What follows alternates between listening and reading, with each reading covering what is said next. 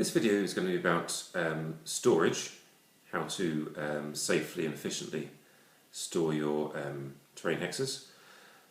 So when I first decided to do hexes for my terrain, there are a bunch of reasons that appealed to me, many of which I talked about previously. And one of them really was that I was hugely enamoured by some of the full-scale, not full-scale, full-size tabletop terrain that people had made, particularly in Lord of the Rings, which I was big into at the time for wargaming. There's some amazing terrain I'd seen other people do, which I was really keen to emulate, but I just thought, particularly in the house we were in at the time, there simply wasn't space to store it. Even if I managed to build half of the things I wanted to, we could never store it. I could never transport it anywhere to play against anybody. So Hexes offered a bunch of other reasons why they're really good, and one of them is that they can be stored efficiently, and obviously because they're modular and therefore very reusable, you just don't need as much terrain. You can reuse those hexes for many purposes. Therefore, storage is very efficient because you don't have as much stuff to store, essentially. So what I'm going to talk about is some of the considerations when you're working out how you're going to store your hexes. Much of it may seem obvious, but some of these things didn't occur to me until I was well underway. So I'm sure there'll be some things you haven't thought of, which I'll be covering in this video. And if there are a few things which you find incredibly obvious, then sorry, that's the way it is. So I'll show you, and I did show you this briefly in my Kickstarter promotion video, how I store my hexes. So I got these boxes from this company in the UK called Really Useful Boxes, but they also sell, certainly around Europe and I think around the world, you can buy these. This is not paid promotion or anything, I'm not getting any money for this, or any slice of their sales. I think they're really good. I'm sure you can get other boxes too, which will do the similar or just as good a job. So why did I pick these ones? Well, what I was aiming for was I wanted to have storage which would be as low as possible, or no deeper than it needed to be, essentially. So I took a measurement for the deepest hex I had, which would have been a hex with a tree on it, sloping hex with a tree on it, and I measured how high that would be, and I found a box to match. And there's also, I can't remember for sure now, but I think you can see through the side there some hexes with trees in, and they come just shy of the lid. Sorry, I was saying, also knowing the limitations of the box it's going to go into, I would never be making any trees taller than that, because why build something that you can't store properly? So that helped me determine and I can't at this point remember quite which order it came in, but certainly since then I've always been conscious of keeping my trees beneath this height. The big, storage, transportation, and also keeping your terrain safe from knocks and falls and just dust. Anywhere you keep your terrain is going to collect dust, and I'm reminded of this every time I take these boxes down. When I get this layer of dust at the top, and I think, ooh, but then you remember, actually, if I hadn't been storing like this, your whole terrain's been covered in dust, and it's super easy to wipe off a plastic surface. You can't do that. Once you've got dust in the grass, you can't vacuum this grass. It's just going to all come off, and dust is going to clog it up, and dust in the trees and so on. Just spoil your terrain. You might come for ages.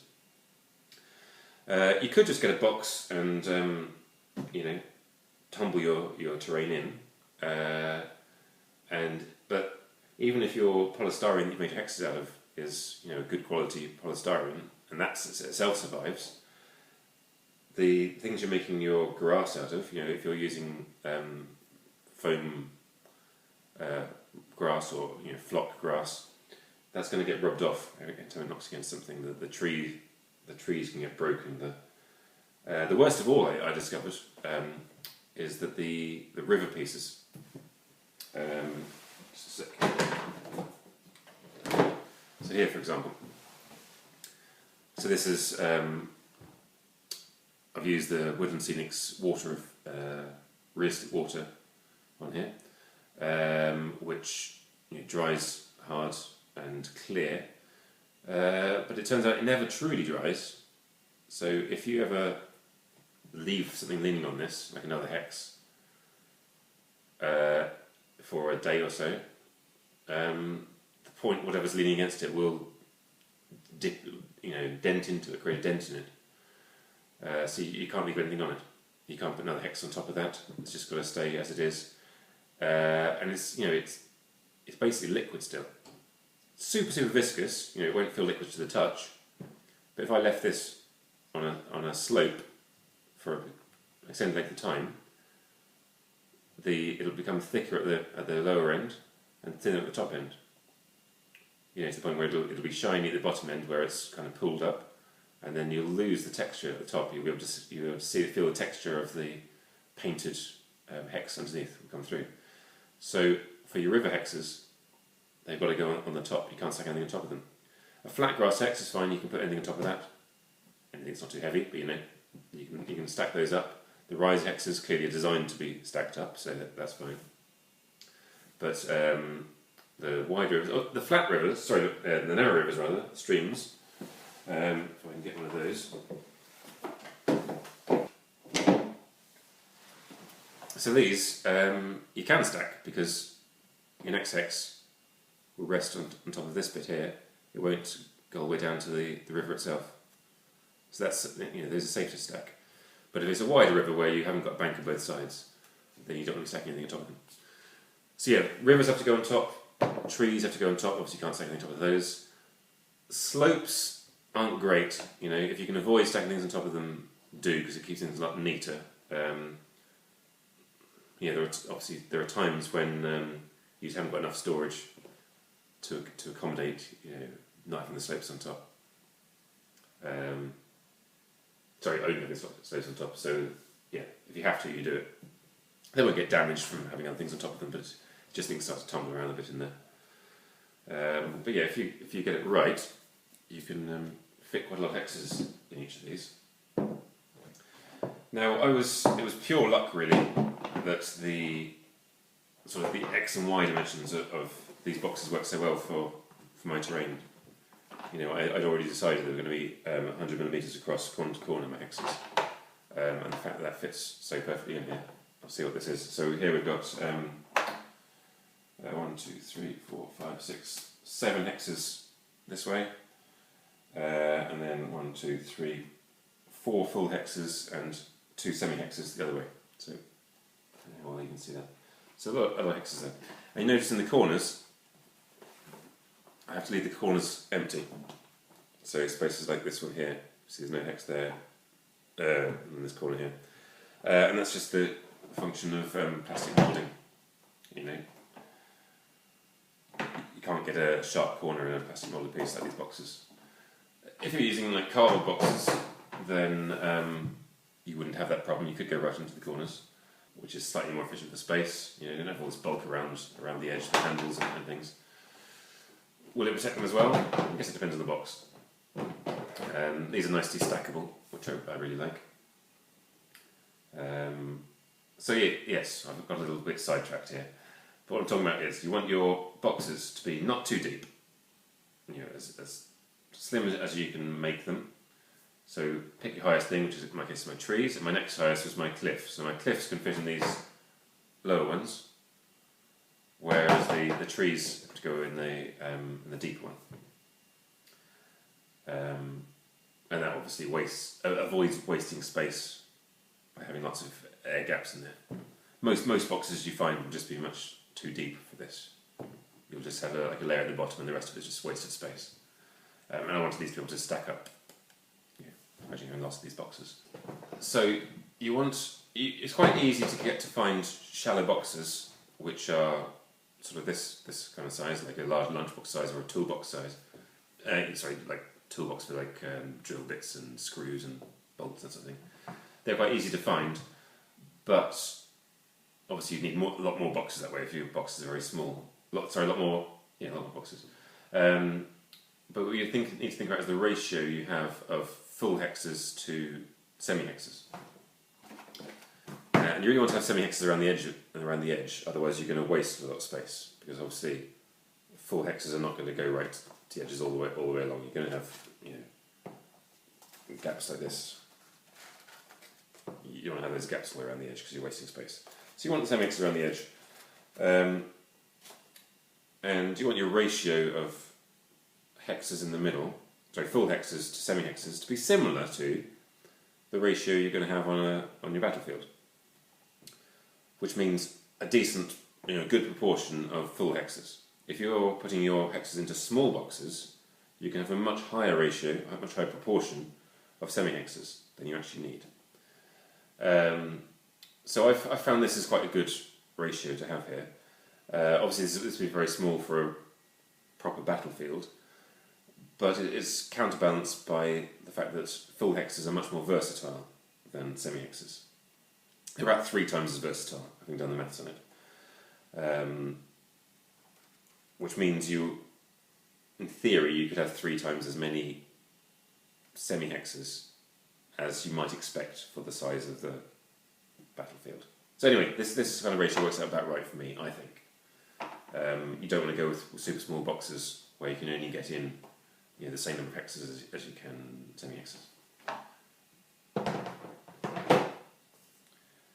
Transportation is another aspect. So one way you can get boxes which are wide and shallow, like this, is for underbed storage. So that's quite a good one to look out for. And they'll tend to be a bit bigger than this one, usually in both dimensions. And those can be good. They're often cheaper than these ones. Really useful boxes aren't particularly cheap brands. There are much cheaper ones available, unbranded ones, or brands you never heard of. These are very durable, and they fit very well into the boot of a car. So consider: are you going to be taking your terrain, to a games club, or to play with friends elsewhere, or to conventions? In which case, you want to make sure you've got something which you can fit into the boot of or the trunk of your vehicle. And some of those underbed storage solutions are great for home storage. They're not so good for taking further afield, especially if you've got a lid. Like these ones, the lids properly click on. And once that's clipped on, the whole box becomes much more rigid and secure. They fully stack up. And they've got videos of trucks parking on these, they're being strong enough. So they're great for storage and transportation, which some of the other ones which got kind of a more flimsy lid that just sits on top wouldn't be so great for. And obviously they're weatherproof if you're in a downpour when you're trying to get your terrain from your vehicle into your gaming arena, wherever that may be. So not just for your vehicle will they fit there. Also think where in your house or garage or shed or basement are these going to fit? Are you lucky enough to have a dedicated gaming room somewhere where you can stack these up? Think about that space. Think about it. I often start before I build something thinking, where am I going to put this? So for instance, an example at the moment, over the past few months I've been helping I've got 2 boys and we've been making Tracy Island from Thunderbirds. So to get the dimensions for that, I kind of figured, well, where in a house is this going to live when it's finished? And it's going to be on top of the wardrobe in their bedroom. So you work out dimensions of the wardrobe top, how much space is there between the wardrobe and the ceiling. That's the size our Tracy Island can be. There's no point going any bigger than that, otherwise we can't store it. So the same thing with your hexes are easy, they can fit anywhere in your house because they're small. Your boxes, make sure you've got space where you can put those on shelving or something that's plan it from the start so you've got a nice solution for everything, for the whole lot. And the last thing is, if as I said, it was luck that I managed to fit them in so perfectly that they don't slide around at all. If your boxes aren't such a perfect fit, you still don't want them sliding around really. So what I would suggest is that you're going to have loads of polystyrene offcuts from when you're making hexes. There's bound to be some strips that you can keep. So get some strips which are the right size, to pack out the edges of your terrain so that it will fit in nicely into your box and keep them all snug and secure so they don't shift around. So you can store them as well as you want, but if they're rattling around in there, well, that's not really secure, is it? Okay, that was a much longer video than I expected, so if I don't cut this down at all, then apologies for overstaying my welcome. But I hope you found something useful there when you're considering how to store your hexes. Okay, thank you for listening and watching.